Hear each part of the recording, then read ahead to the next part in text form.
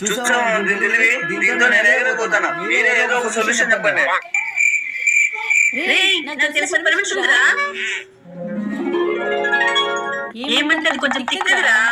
ఎవరో రత్త పని మనిషి అయితే చాలు. తీసుకో బాబాయ్.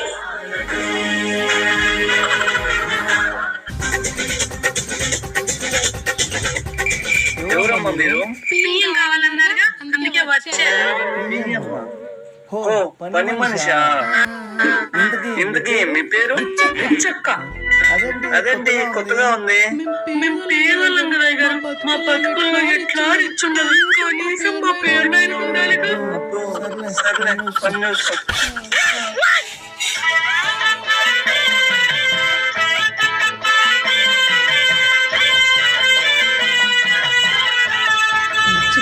మూడు వేలకి చక్కర చెప్పించుకో.